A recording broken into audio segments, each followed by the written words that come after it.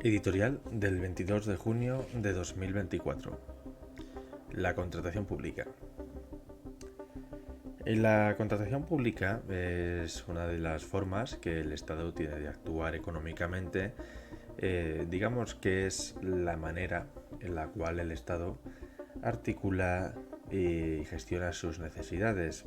No solamente funciona a base de subvenciones, es decir, el Estado en sí como entidad no siempre la forma que tiene de actuar es concediendo ayudas a la gente o pensiones o prestaciones, sino que también pues celebra contratos y esos contratos se rigen por procedimientos que están publicados en las leyes.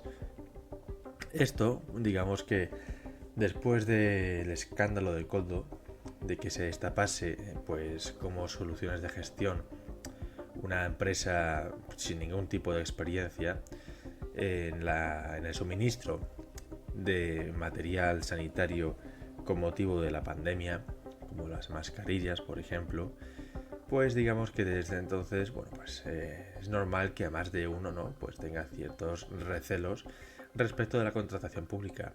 ¿Qué tipo de procedimientos legales hay o se han saltado para uno no darse cuenta de que se estaba pagando millonadas a una empresa fantasma que no tenía apenas actividad comercial y cuya experiencia se remitía a algún chanchullo perdido por Angola? Bueno, más allá de esta anécdota y que son cosas que se repiten, como por ejemplo ahora que vemos el caso de Begoña y vemos como lo que determina la contratación de un servicio u otro, elegir una empresa u otra, es la firma de la Begonísima, como le digo, en fin, la mujer de Pedro. Más allá de eso, pues digamos que hay procedimientos legales, está la ley de contratación de las administraciones públicas, que regula pues los procedimientos, los cauces a seguir de las distintas maneras que tiene el Estado de actuar. Lo más normal es que se haga pues una licitación, en lo cual pues se abre un plazo de tiempo para que se anuncia que se va a abrir la licitación, se deja un periodo de tiempo para que los interesados en aplicar, puedan hacer valer su candidatura y después se tienen en cuenta una serie de criterios económicos y también pues de otra índole. El económico lo digo porque siempre entra dentro de la ecuación para determinar la opción ganadora. Hay criterios objetivos y subjetivos. Bueno, más allá de este plano teórico de cómo funciona una licitación normal, también hay que destacar que hay procedimientos extraordinarios, cuando casos de extrema urgencia y también casos en los cuales la cuantía que está pendiente es menor que la cuantía mínima, o sea, digamos que la cuantía del contrato no alcanza unos mínimos para que tenga que darle esa publicidad que se da a la licitación. Es el caso de los contratos menores, los cuales a partir de menos de 15.000 euros, digamos que no sufren, sino que siguen un procedimiento muy abreviado en el cual no es tan necesaria esa concurrencia de ofertas que sí se hace necesaria para la licitación pública. Digamos que es un poco de manga ancha para poder contratar, en fin, a quien a uno interese y de la manera más opaca posible. Como intuirá el oyente de Multicanal Radio, esta forma de proceder abre, en fin, la veda, ¿no? Se podría decir que le pone un buen terreno, deja en buena situación para que se pueda corromper, o sea, pueda darse la corrupción. Contratos menores, licitaciones, pero claro, un volumen de contratos tan alto que es complicado ver qué contratos no están siguiendo el cauce legal definido. En fin, sea como sea, es una actividad económica del Estado que debería estar sujeta a un mayor escrutinio, como bien nos deja intuir el caso Coldo, que por esa falta de escrutinio tenemos a varios ministerios y a la tercera autoridad del Estado, como es Francina Mergón, directamente salpicada por este escándalo. Sea como sea, es bastante relevante estudiar cómo ha evolucionado los contratos adjudicados por el Estado y por las entidades, en fin, que supone en el Estado a lo largo de los años. Porque en 2018, aún con el gobierno de Mariano Rajoy, si bien ya se encontraba en sus últimas fases, el número de contratos que se había celebrado por la administración pública ascendía a 82.727. Fue entrar el gobierno socialista de Pedro Sánchez y al año siguiente, en 2019, pasaron de ser esos 82.000 contratos que mencionaba a ser 146.375 contratos. Es decir, más de 60.000 contratos públicos directamente del Estado, nada más llegar Pedro Sánchez, es decir, en menos de un año, porque recordemos que llegó, en fin, de una forma que tuvo que después celebrarse elecciones y ese gobierno fue provisional, no fue fácil el arranque del gobierno del socialista. Ahora en 2023, que es la última cifra que tenemos según la plataforma de contratación de las administraciones públicas, vemos que el número de contratos es casi 200.000. En 6 años hemos pasado de 80.000 contratos públicos a casi 200.000 contratos. Una cuantía muy elevada y que, bueno, puede abrir fácilmente el camino a que haya ciertas irregularidades como las que están saltando últimamente a la actualidad.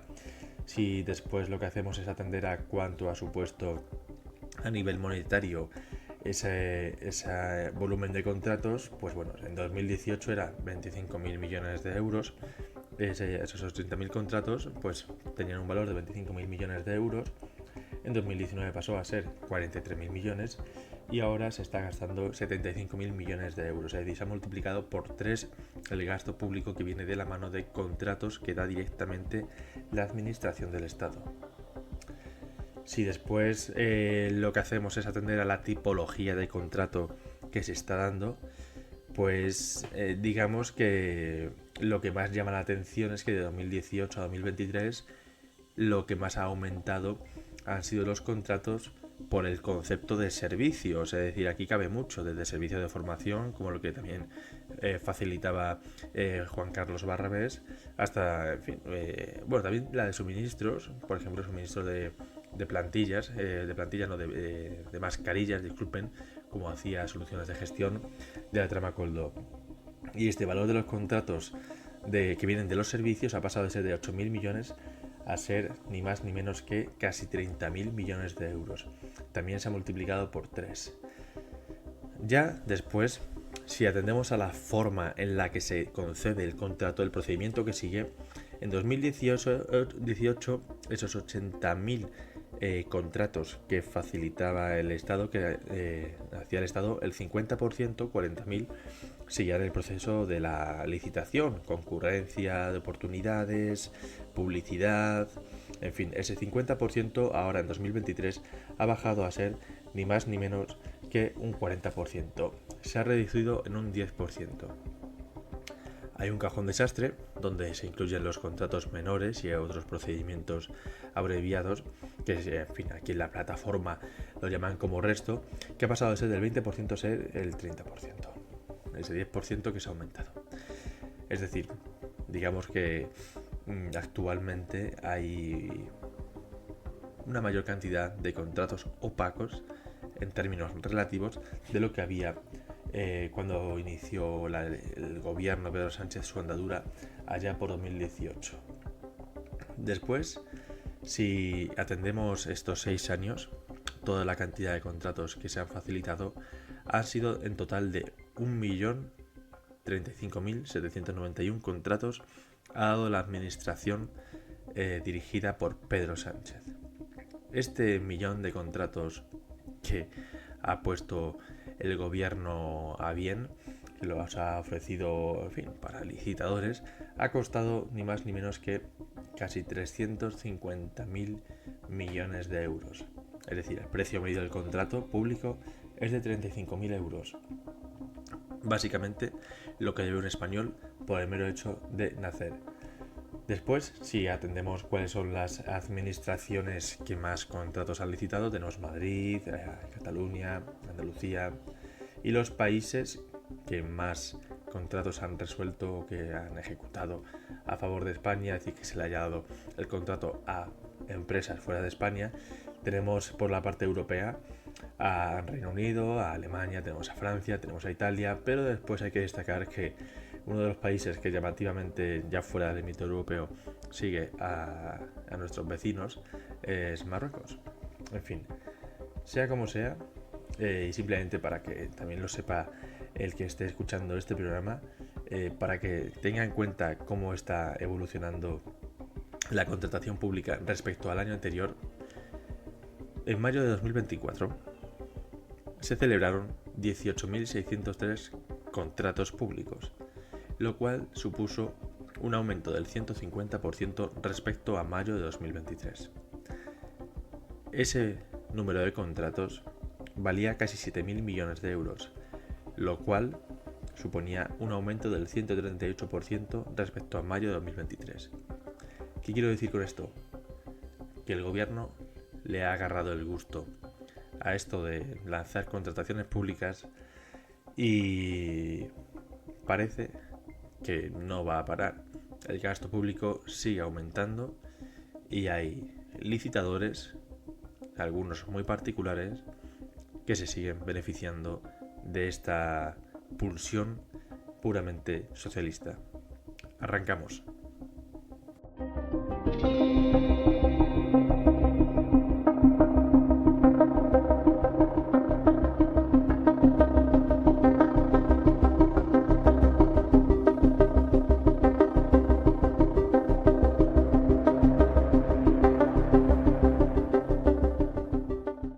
Bueno, ahora vamos a seguir con esta sección. Va a ser breve, pero un poco ad hoc, tras ver el éxito del último programa y el interés que suscita pues la corrupción vigente que tenemos en España a través del Partido Socialista Obrero Español. Esta corrupción que está siendo investigada es el caso Coldo, que es ahora también el caso del Orme, es el caso Begoña, y especialmente este caso despierta mucho interés entre la audiencia. Y teniendo a bien vuestros comentarios, vamos a volver a tocar este caso, estos casos de corrupción, porque todo se ha dicho. Desde Multicanal Radio somos los primeros en detectar muchos de los, diríamos, de las irregularidades que se están denunciando en la prensa y que después le están llegando al juez Peinado. Y por eso también consideramos, yo particularmente como director de este programa, como muy bien me dice Enrique cuando tiene ocasión, pues considero relevante compartir con vosotros aquellas cosas que vayamos descubriendo y que saldrán en la prensa en cuestión de días, semanas, y le acabará llegando también al juez aquello que sea irregular o que sea indiciario de alguna tipología de delito. Por eso vamos a hacer una cosa. Vamos a explicar qué es Transforma TSC. Transforma TSC es la sociedad que creó Begoña en diciembre de 2023, Begoña Gómez, la mujer de Pedro Sánchez, en diciembre de 2023, bajo la fórmula de sociedad limitada unipersonal, domiciliándola en las oficinas de Impact Hub, que es una empresa que se dedica al coworking, entre otras actividades. Una empresa que, por cierto, esta semana hemos detectado que ganó un concurso, en fin, un poco raro. Había dos licitadores más, además de Impact Hub. Da la casualidad que uno de los licitadores era ni más ni menos que el investigado Barrabés, y la oferta económica de Impact Hub y de Barrabés era exactamente la misma, solamente bailaba un céntimo. Si bien tengo por aquí los números, si me dan ustedes un segundo, igual puedo incluso consultarlos. Bueno, no van a estar ahora fallos directo, no, eso es, aquí lo tenemos. Si bien pues la oferta que venía desde Impact Hub era de 5.263.639,91 euros, la de Barrabés era 5.263.639,89 céntimos, o sea, 89 euros, disculpen. ¿Esto qué quiere decir? Que es un poco raro, ¿no? Que dos competidores ofrezcan el mismo precio cuando ellos tienen sistemas de evaluación distinta económica. Y sin embargo, pues bueno, aquí tenemos este caso. Al final se lo dieron por criterios subjetivos, que era el 45% de ponderación, este contrato se le dio a Impact Hub al alcanzar el 95% de la nota disponible, a pesar de que había ofertas económicas bastante mejores que esta. Pero bueno, dejando esto de lado, aquí en el Impact Hub, en sus oficinas, tiene Transforma TSC dado de alto su domicilio fiscal. Y después también Transforma TSC ha llamado mucho la atención. Hace 3 meses, cuando todo esto empezaba, digamos que un grupo de gente que somos curiosos nos dedicamos a investigar qué era esto de Transforma TSC y encontramos una plataforma que para todo aquel que esté oyendo este programa lo sepa, se llama Transforma TSC, pero después en internet hay que poner transformatsc.org. Hasta hace unas semanas era posible hacerse usuario y como no podía ser de otra manera, eso hicimos nosotros. Nos creamos usuario porque los sistemas eran tan blandos que permitía darse uno de alta aún inventándose la empresa. Es decir, nosotros lo que hicimos fue poner unos usuarios que evidentemente eran falsos, empresas cuyos CIF no son posibles en España porque no existe, y los sistemas eran tan flojos que nos permitieron registrarnos. Desde entonces estamos dentro de Transforma TSC.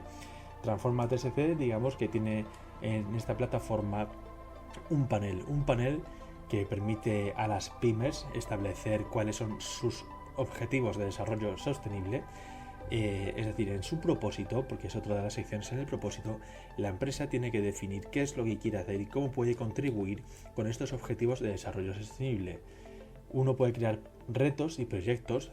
Estos proyectos que se crean son cómo tú vas a conseguir alinearte con la Agenda 2030, con los objetivos de desarrollo sostenible que te hayas registrado. Como mucho te puedes registrar con 3 ODS.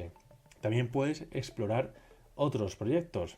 Explorando otros proyectos podrás ver cómo hay otros mecenas o otros colaboradores o gente que se ha registrado en la página, en el software famoso de la Complutense que lo tiene apropiado Begonia.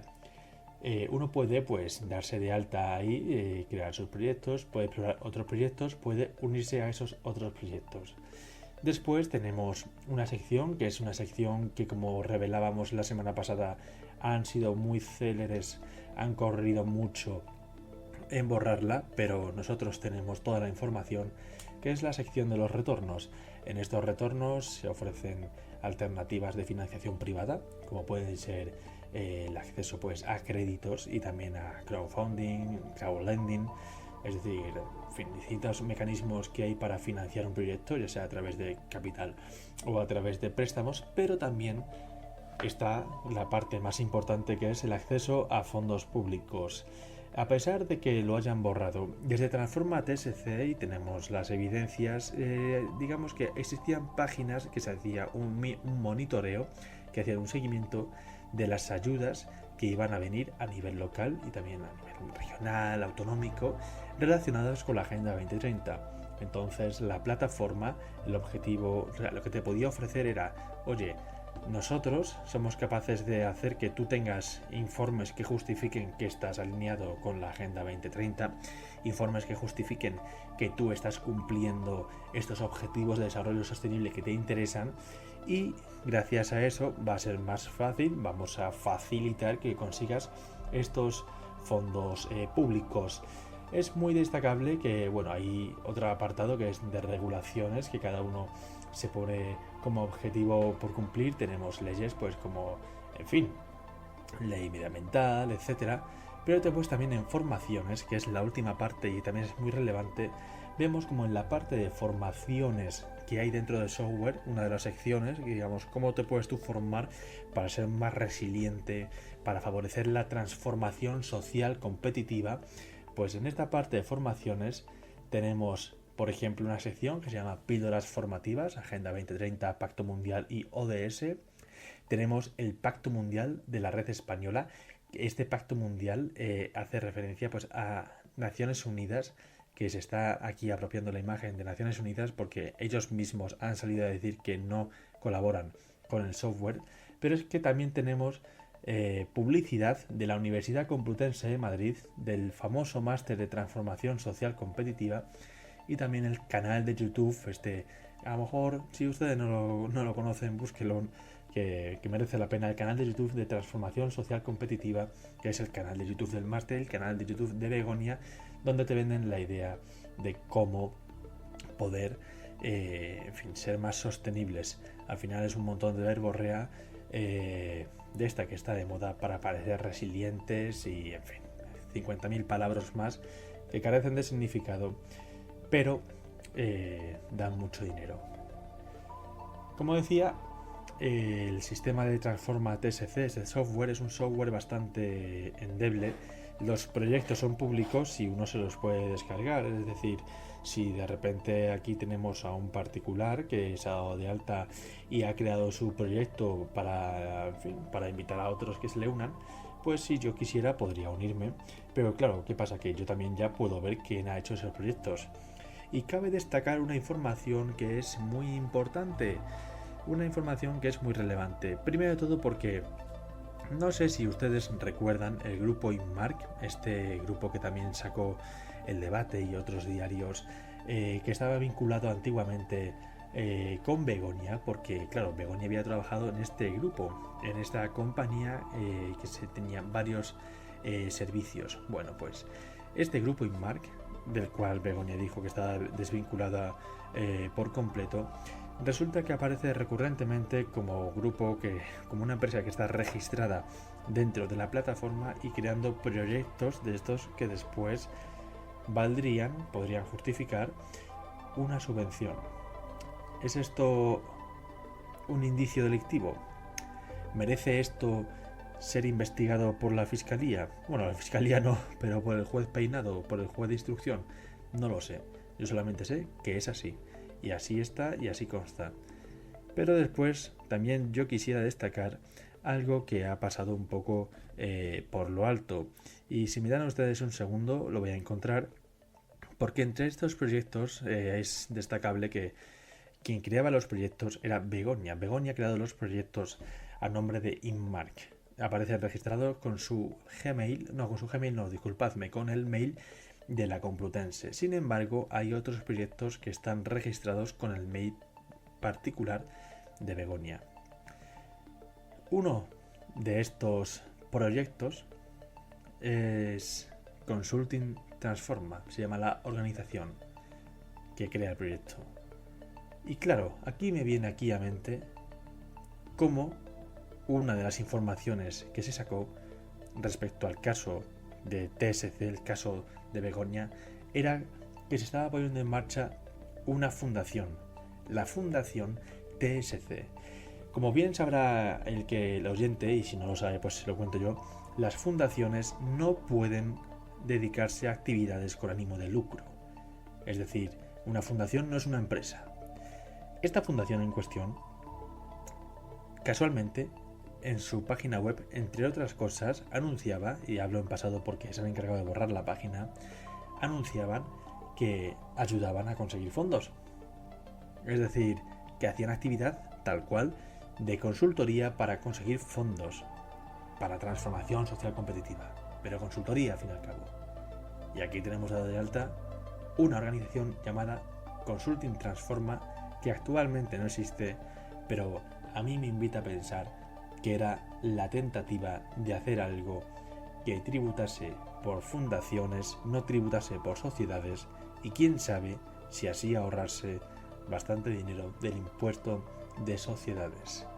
Esto no son más que elucubraciones, esto último, son indicios, todo lo que hace referencia a esto de la fundación, pero la realidad es que hay un proyecto con el mail personal de Begonia, con una organización que se llama Consulting Transforma, utilizando un software que es apropiado de la Complutense y que corriendo están dedicándose a borrar tanto la fundación como el software por partes para intentar no incriminar, como parece que quiere incriminarse o que se está incriminando a Begonia. Hay indicios delictivos y por eso el juez Peinado también es conocedor o va a serlo de estos hechos.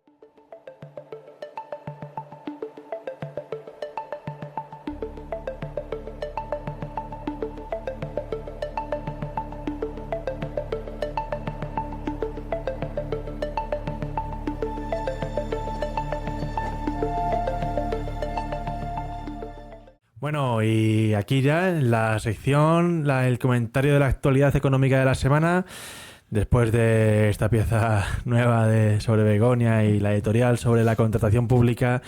Como no puede ser de otra manera, o sea, esta semana ha traído pues bastante chicha, tenemos cosas que comentar y tenemos aquí o sea, él me ha bautizado a mí como el director de este programa, pero él es mi director, entonces el director del director, ¿cómo se llama? Don Enrique. El redirector. El redirector que redirige, ¿cómo estás? Pues muy bien, una semana muy intensa en temas económicos.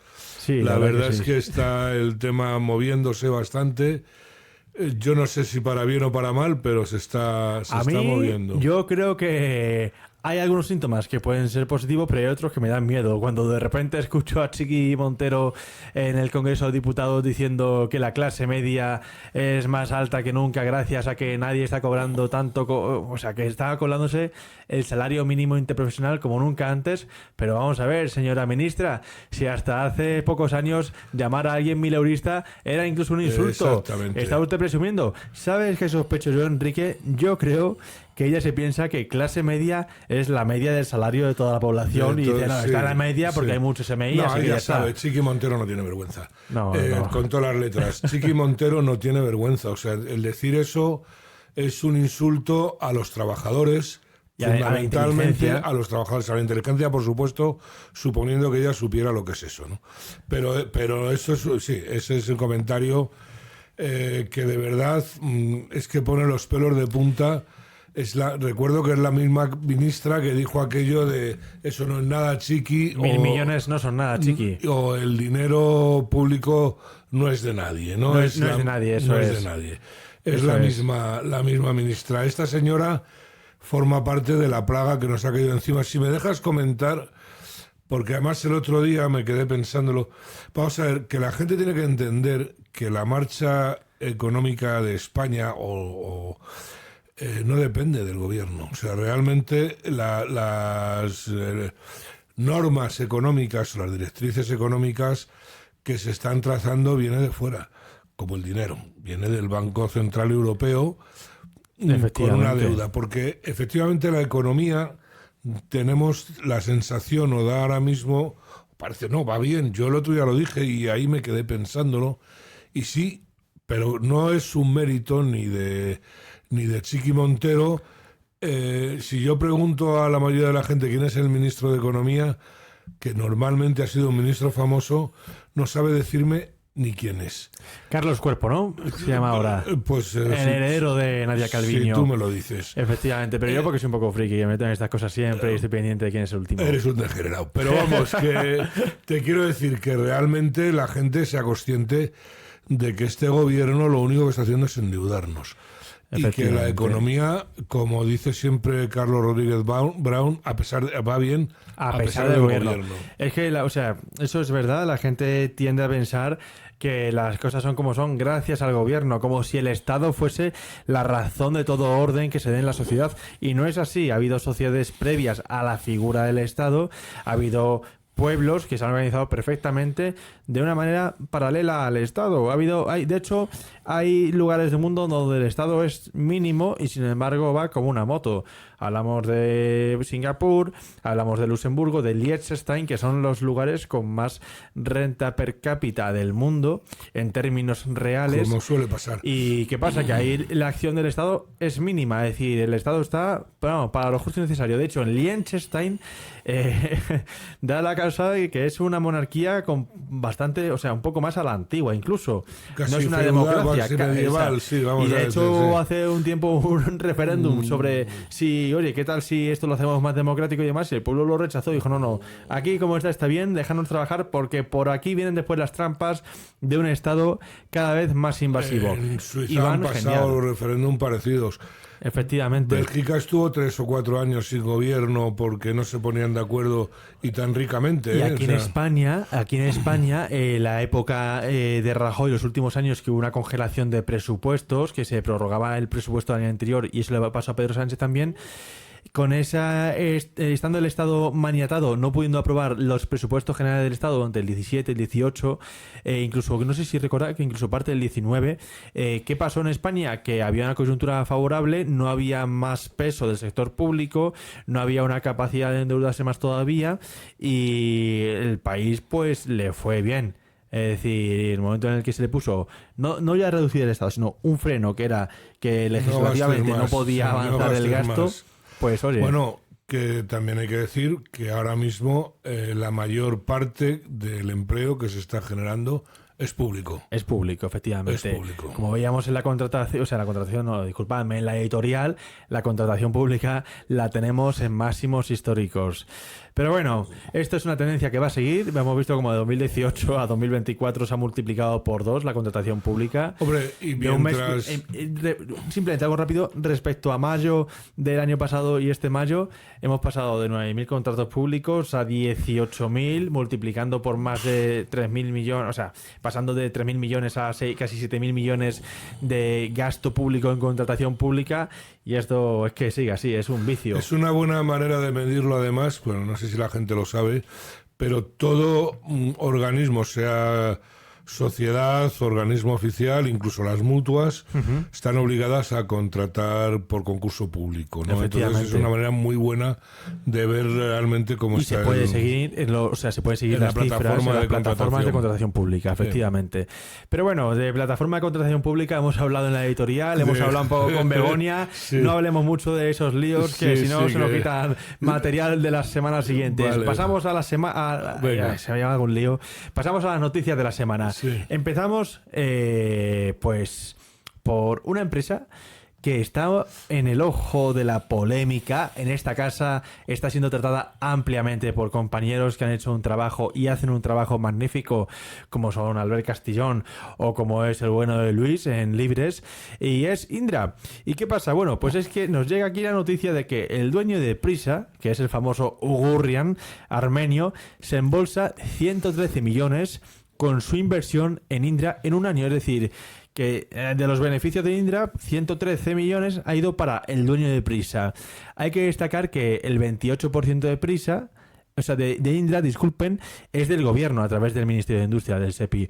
Y el 7% es de el testaferro del PSOE, el de Prisa, ¿no? El dueño de Prisa es el testaferro del PSOE. Al final tenemos que el 35% más, en fin, el capital flotante, casi el 40% está en manos, está nacionalizada. No sé, aquí dice, la compañía vuela en el parqué con la guerra de Ucrania como telón de fondo. Su asignatura pendiente es Prisa. Pues ¿por qué es Prisa la asignatura pendiente? Porque, para sorpresa de nadie, acarrea pérdidas este año por un valor de 832 millones de euros. ¿Qué pasa? ¿No se aplican aquí tampoco leyes concursales? No, evidentemente no. O sea, no sé, las leyes concursales en España y los concursos, podemos decir como aquello que decía de la justicia, es un cachondeo. Es un cachondeo. O sea, realmente las leyes concursales... pero ni para la empresa privada, ya no te digo para la pública.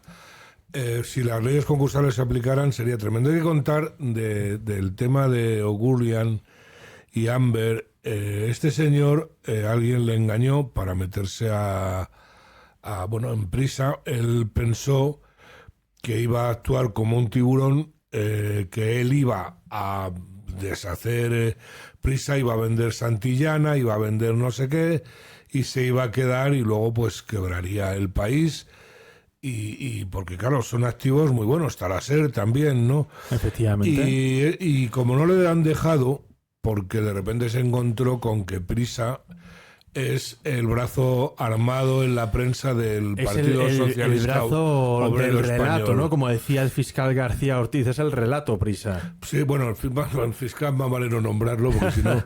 No, pero aparte del relato, sí, la máquina de mentiras, la máquina de pues eso, de los 7... Las 3 capas de calzoncillos. Me lo has quitado de la boca, vale. Entonces, que la gente sepa que al señor Ugurrian le dieron la participación en Indra, para consolarle de las pérdidas que le estaba generando en Prisa, porque estaba ya empeñado en vender como fuera, ahora estaba costando una pasta, ¿no? Y ahora pues se encuentra con 113 millones, creo que has dicho. 113. O 12, bueno, pues... No, 13, que 13. Disculpa, sí, vale, 113. Vale. Se encuentra con 113 millones de compensación para que siga manteniendo el chiringuito de Prisa. Esa máquina de mentiras, de Lo País, de la SER, y todas las ramificaciones que hay por debajo. Bueno, etcétera, claro. Etcétera, que con activos muy buenos. Una empresa, por cierto, como es Santillana o bastante potente Santillana. Sí, Santillana. El resto prácticamente depende totalmente del gobierno en todos los aspectos.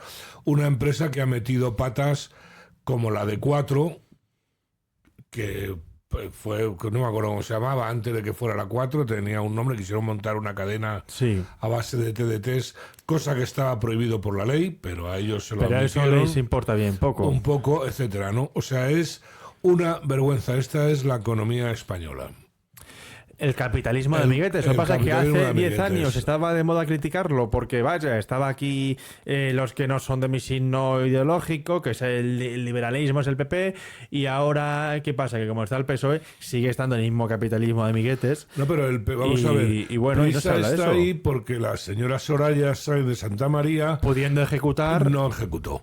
Y no cumplió la ley, o sea, no tenía que hacer más que cumplir la ley. Dejar que entrase en concurso y eso, vamos, o sea, lo luego, que se pueda salvar, pagar los acreedores. Cuando decimos que el PP es el PSOE azul, que no se enfaden, porque es que se ponen como obeliscos, no, sí, basiliscos. Sí. Obeliscos es lo de Obelis. Efectivamente. Bueno, pues eso. O sea, que no es solamente es un tema del PSOE, pero Prisa trató o sea, los valores de oxígeno que habla el PP, cuando más lo necesitaba precisamente el aparato mediático de la izquierda, el balón de oxígeno, ¿quién se lo dio? El PP. Porque Sáenz de Santa María pensaba que iba a ser con un dinero sucesora... que se pensaba que iba a ser para Intereconomía. También, sí. Que ese era otro tema. No, pero ella lo hizo para que la trataran bien pensando en suceder a Rajoy. Ahí está ese bolsito que todos recordamos, sí. diciendo este es mi puesto. Es que en la política no se puede dar nada por seguro y no hay nada mejor que dejar cumplir la ley, que el político no se meta y que se siga la ley a rajatabla. Sí, que para sobre algo todo está. determinados tipos de políticos como prácticamente todos los que hubo en el gobierno de Rajoy. En fin, vamos a pasar a la siguiente porque el gobierno de Rajoy vino acompañado pues de una crisis muy dura.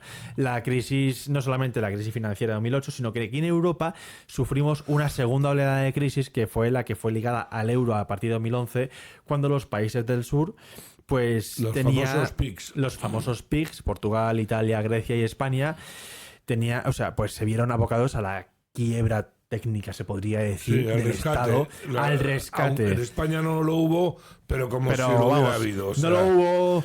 Salvo el efectos nombre, prácticos, pero sí lo hubo. Claro, eso es. Y uno de los países que sufrió el rescate pues fue, la cuna de la civilización occidental. Grecia fue la gran castigada. La gran castigada. Se llegó a plantear incluso comprar o sacar directamente islas de Grecia para Alemania para compensar. Lo que se hizo con Grecia desde la Unión Europea, que Dios confunda, fue una barbaridad. O sea, empezando por el corralito y acabando por donde quieran acabar. A mí que no me hablen de liberales, de verdad.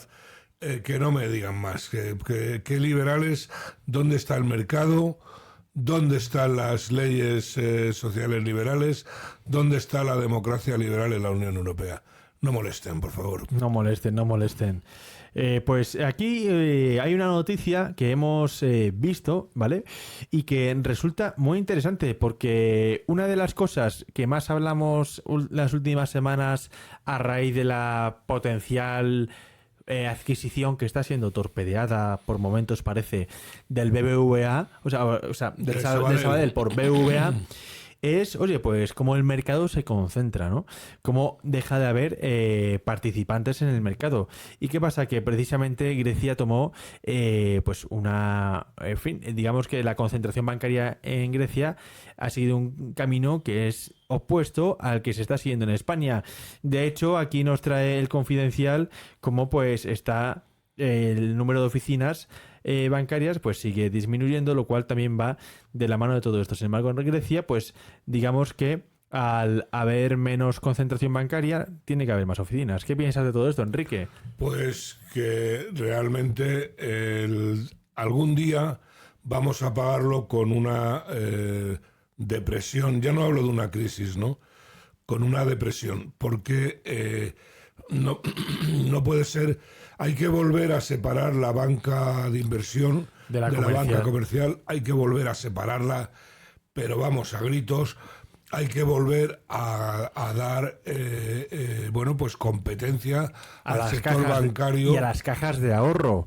Volver a organismos como las cajas de ahorros, que han cumplido una función social impagable. Claro, es que a mí me llama la atención cómo es que las cajas de ahorro no tenían un defecto de... O sea, digamos que el defecto principal que tenían las cajas de ahorro era que había gente en las cajas de ahorro administrándolas que no deberían estar. Pero vamos a ver. Es decir, sin en embargo... la crisis del 2008, 2007, en la crisis hipotecaria, ¿quién las hizo? Los bancos no. Fueron las cajas. ¿Por qué? Porque los consejos de las cajas de ahorros estaban trufados de políticos, sindicalistas... Políticos que algunos han llegado a ser incluso presidentes del gobierno, ¿no? Presidentes como del nuestro gobierno, amigo Pedro como Sánchez. Pedro o Antonio Sánchez. Entonces, el tema es muy sencillo. Esta gente se encuentra con que dicen, oye, que esto lo titulizamos y nos lo compran en Alemania. Dale a la maquinita, venga, da créditos, Venga. 125%, que se compre un coche, que se compre los muebles. Exactamente. ¿Qué tal? Claro, todo tiene un tope. Toda la vida, los más viejos del lugar recordamos que nunca jamás un banco te ha dado más de un 70% cuando ha sido una hipoteca. Tú tenías que tener... Ahorrado. Pero es que yo, cuando te hablo, yo recuerdo cuando se compraban los pisos con letras. Que las letras luego ya pasaron a papelar paredes. Pero yo mi primer piso me lo compré pagando letras. Y se pagaban las letras. Pero una detrás de otra. No se protestaba. Habría quien le cogería el toro, pero como en una hipoteca, ¿no? Y no pasaba nada. Y tú llegabas a un acuerdo con el promotor de la vivienda, el promotor de la vivienda emitía las letras, luego él las descontaría al ritmo o como le saliera de las narices. Y ese mecanismo es intrínsecamente más barato que la hipoteca, porque te eliminas intermediarios. Claro. Después de eso estoy hablando. Y si eliminas intermediarios es más factible. Claro. Engorda menos el precio. E incluso a lo mejor tienes capacidad de vincular a tipos de intereses bastante menores a los cuales a lo mejor el banco está dispuesto a ofertarte. Es que no existía el interés variable. O sea, tú firmabas una letra porque se marcaba un interés fijo que lo calculabas para cada letra. Exactamente. Y cada mensualidad le ibas. Y entonces, cuando se empezó a generar el interés variable, la cosa se complicó. Claro, desde un punto de vista bancario puede tener hasta su lógica. Pero ahora resulta que tenemos que volver, o hemos vuelto al interés fijo, porque es que, vamos a ver, pero si yo estoy firmando una hipoteca que manda bemoles a 30 años, como se está firmando, ¿qué sabe quién lo que hay dentro de 7 años como para saberlo dentro de 30? Ya puedes darme previsiones y puedes hacer los estudios que te dé la gana, ¿no? Efectivamente. Estamos ahora con las hipotecas otra vez, pues vamos a comentarlas, ¿no? Y después con este punto siempre una parte hipócrita por parte del sector bancario, o sea que el interés variable te lo sacas de la manga, haces referencia a Leonia, al final, Euribor y demás, distintos para justificar, oye, es que referenciamos a esto, porque ¿qué pasa? Que es que lo que nos cuesta a nosotros financiarte es este índice que es el Euribor y le metemos un plus. Vale, genial, lo que quieras, pero sin embargo, cuando el Euribor y todos estos índices estaban en negativo, porque los tipos han estado en negativo. No me lo bajabas. Nadie, o sea, el banco intentaba colocarte uno fijo, eso para empezar. Está claro. Pero es que después, quien tuviese el variable, a nadie le han estado incluso pagando por tener todas esas instrumento de deuda. referencias son una milonga. Vamos a ver, te acuérdate que hace unos años, unos cuantos ya, hubo una movida con el LIBOR. Sí, efectivamente. En Inglaterra. Sí, sí. El LIBOR, para que el que no lo sepa, es el Euribor de los ingleses, ¿no? Efectivamente, cómo se prestan en el interdiario, un banco hacia otro. El banco que tiene exceso de capacidad le presta a un tipo al que tiene necesidad de financiación. ¿Y qué pasa? Pues de ahí sacan una media de lo que se negocia entre sí los bancos, y ese tipo de referencia respecto a la libra, respecto a lo que hay en Inglaterra, es el LIBOR. Y se montó un buen jardín a cuenta de la manipulación que estaban haciendo determinados organismos del precio del LIBOR. Efectivamente, manipulas el precio del LIBOR para inflarlo un poquito, rebajarlo según te interese, y mientras tanto que toma diferenciales y vas ganando. Entonces, bueno, que es que esto de la economía a veces también tiene sus cosas, ¿eh? La economía, yo lo he dicho hace un momento, o sea, que no hay mercados, que no me cuenten milongas, que no hay mercados, que todo lo que es la economía, cuando dicen, no, es un estado de opinión, el que tú creas. O sea, claro, es decir, igual que en la política, la prensa, digamos, manipula noticias con el fin de montar relatos. La economía es exactamente igual. Es exactamente igual. Y de hecho vamos a abordar una noticia que me has traído y que pone esto de manifiesto, porque es que, claro, a mí me desconcierta mucho, porque pasamos de estudios económicos como los de Funcas, de cómo las hipotecas se desploman, se congelan, y que la mayor parte de la compra es a tocateja por parte de inversores extranjeros o por parte de fondos, y de repente aquí nos trae Voz Populi como las tasadoras, ojo, las tasadoras, auguran un nuevo boom de precios en la vivienda en España ante la guerra hipotecaria. Dice aquí, expertos del Instituto Nacional de Estadística o el Banco de España suscriben la tesis de la Asociación de Análisis de Valor, que apunta a un fuerte repunte en los precios hacia final de año. Pues espero que en Voz Populi hayan ganado una buena pasta con la noticia esta. Yo no sé, porque evidentemente lo que están intentando, puede haber un motivo bueno, que es revitalizar un mercado. Uh-huh. Y puede haber un motivo malo, que es manipular los precios, ¿no? Porque llevan saliendo noticias referente al precio de la vivienda y a las hipotecas, uh-huh. Pues llevamos casi mes y medio, 2 meses, que no hay día que no salga una noticia referente a esto. Efectivamente. ¿No? Yo no tengo ya ni idea de dónde estamos. Yo tampoco lo sé, pero yo viendo esta noticia dice, oye, según la Asociación de Análisis de Valor, va a haber un boom de precios. Si tú sabes que el precio va a subir de aquí a unos meses, te está induciendo a que compres ahora. Está claro.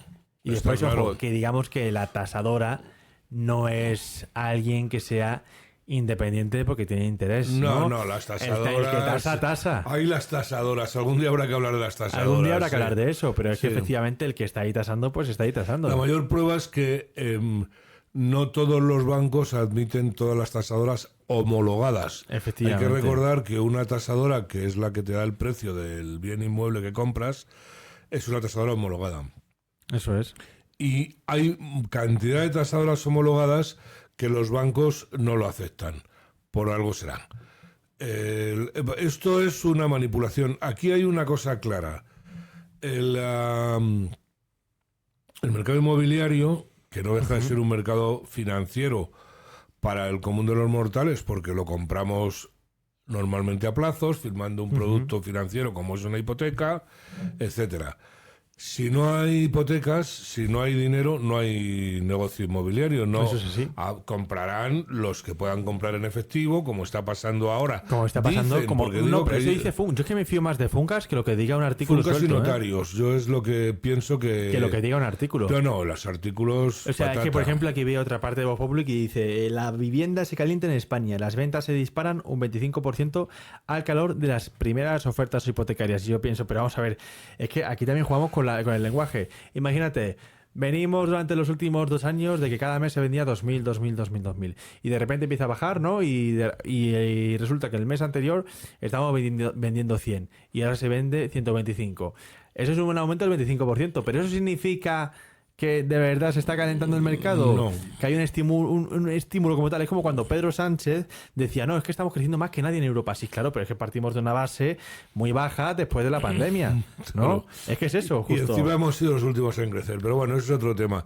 Realmente yo pienso que o se libera suelo, Que hay una necesidad de vivienda está claro, pero y que cuando la demanda supera a la oferta se se tensiona. encarece. Exactamente. Eso No hay suficiente cantidad para lo que se está pidiendo, entonces sube el precio. Claro. Es matemática pura. Todo lo demás, patata. Entonces yo lo que no entiendo es a qué viene toda esta manipulación cuando no se está construyendo más. El otro día hay quien decía que estaban, como ya es que no te puedes creer nada tampoco, que había un déficit de 1 millón de viviendas anuales, claro, al ritmo que está creciendo la población. Pero es que no basta con eso, tiene que haber 1 millón de viviendas que se puedan comprar. Si no hay dinero o no hay hipoteca. Y yo la guerra hipotecaria, en la que dice que están los bancos metidos, sinceramente no la veo. Será para arañarse poco y menos, pero de todas formas, ¿qué sentido tiene una guerra hipotecaria cuando la hipoteca te sale o por un ojo y un cuarto o por un ojo y la yema del otro? Y la yema del otro? Sí. Vamos, no sé, yo... A ver, una guerra de verdad sería que de repente el tipo variable medio que se esté ofreciendo esté, que digo yo, en torno al 4% y de repente llega un banco y diga, pues mira, yo te ofrezco al 2%. Claro, eso sí que es una guerra hipotecaria. Claro. Y eso sí que fuerza al otro a hacer algo. Pero sin embargo, eso si estamos pasado, hablando... recordar el Santander, recordar eso ha pasado, esas cosas han pasado, pero claro, hablar ahora de guerra hipotecaria cuando tenemos al mercado, pues... como está, pues no sé qué decirte, la verdad. Yo no la veo, a lo mejor no me entero, pero no la veo. ¿No? Ojalá sea cosa nuestra, es que no la veamos. Vamos a pasar aquí con algo rápido porque creo que ya nos falta menos tiempo.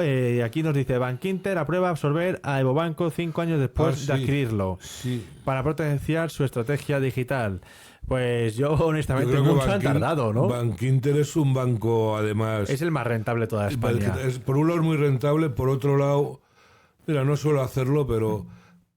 por ejemplo, el tratamiento que le da a las pymes es bastante bueno. A nivel pymes, yo te diría que es el más destacado. Banco. Sí, el más fuerte de España. Y luego lo de Evo, pues lo de Evo, que es la antigua Nova Caixa. Efectivamente, sí, una de esas ramas que se desligaron. Que viene todavía de la época de las cajas de ahorro. Del desastre de las cajas de ahorros. ¿Y hace cuántos años se compró Bankinter a Evo? Hace 5 años compró a Evo y se ve que todavía no habían terminado de integrarlo. Yo creo que es un buen paso integrar a Evo. Yo creo que no estaba saneado. O sea, lo que no han querido es comerse el marrón. Sí, habrán tenido que estar provisionando, habrán tenido que estarlo llevando a un punto de equilibrio y ahora ya se lo absorben y bueno, a funcionar, a integrarlo en sus sistemas. A ver si revitaliza así también la parte digital para competir contra otros bancos muy digitales como son el BBVA, por ejemplo, que a nivel de digitalización va muy por delante de todo el mundo. Que también te digo que la digitalización te deja fuera a gente que no está dispuesta a pasar por ahí.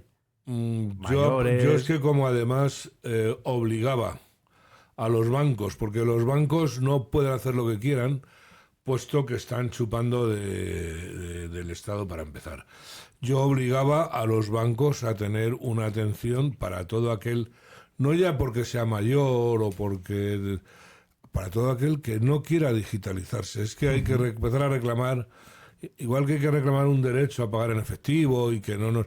Hay que reclamar un derecho a no digitalizarse. Y esto del derecho a pagar en efectivo, vamos a hacer una cosa rápida, un ejercicio matemático para que lo sepa también los que nos oigan o nos vean en Multicanal Radio. Ojo, lo de pagar efectivo no es un capricho. Es decir, mira, si yo tengo 50 euros, ¿vale?, y los tengo en efectivo y te los doy a ti porque te decido comprar esas bonitas gafas, te doy 50 euros directamente y tú te llevas 50 y yo me gasto 50. Sin embargo, si yo voy a utilizar la tarjeta y tú tienes un TPV para que yo te pague, tú tienes que pagar una parte que corresponde al TPV, a lo mejor de 2,50, imagínate, te llevas 49, pero es que a mí mis 50 por el mantenimiento de la tarjeta me cuesta a lo mejor 1 euro, imagínate, por poner un número, y estoy pagando yo 51, tú estás percibiendo 49, y 2 se lleva al banco. En muchos países, me estoy acordando de Turquía, por ejemplo, que es el primero que me ha venido a la cabeza, si tú pagas con tarjeta... tiene un precio, o sea, te cobran esa comisión, y si pagas sin tarjeta, tiene otro. No te la cobran. En Argentina pasa algo parecido, pero es más por temas inflacionarios, que eso ya hablaremos en otro día de eso. Tengo 2 noticias, es o China o Criteria Caixa. ¿Qué quieres que hablemos? ¿Un poco por encima de Criteria Caixa? Yo creo que sí. Bueno, pues aquí traemos otra cosa. Después de todas estas arremetidas que sufrió Telefónica por parte del fondo saudí, no sé si te acuerdas cuando empezamos el programa a comentarlo. Lo hemos comentado, esa cosa tan rara que pasó. Esa cosa tan rara que pasó, que intervino y ahora la SEPI se metió. Pues ahora quien se va a meter en Telefónica y cuya participación, bueno, ya está dentro, pero va a elevar su participación. Ha subido más todavía. Va a ser hasta un 10% Criteria Caixa, que es, bueno, pues el fondo de la Fundación La Caixa, que es, vamos, la Caixa Bank, efectivamente, Fainé. Aquí dice, el brazo industrial de la Fundación de La Caixa subió en abril desde el 2,69% al 5% y el objetivo es pasar al 10%. Se está concentrando la propiedad entre el gobierno y, la entidad. Realmente es una competencia de Fainé para que no le coman la tostada. Puede ser. O más que un acuerdo. Yo quizá pienso, ha salido ahí comentarios en prensa de todo tipo, ¿no? Pero yo también pienso que es una manera de decir, oye, no te lo vas a quedar, o sea, no te vas a quedar Telefónica por el artículo 33, que es realmente lo que quiere el gobierno, de SEPI, ¿no? Porque además, yo es que esa operación que tú estás comentando empieza con los saudíes, que de repente, como por arte de birlibirloque, como si se pudiera hacer de un día para otro, o sea, tienes que avisar a la Comisión Nacional del Mercado de Valores, y de repente saltan las alarmas al gobierno y tal. No puedes comprar, no puedes hacer esa acumulación de acciones sin permisos, las autorizaciones pertinentes en una empresa que además hay que recordar que está declarada estratégica.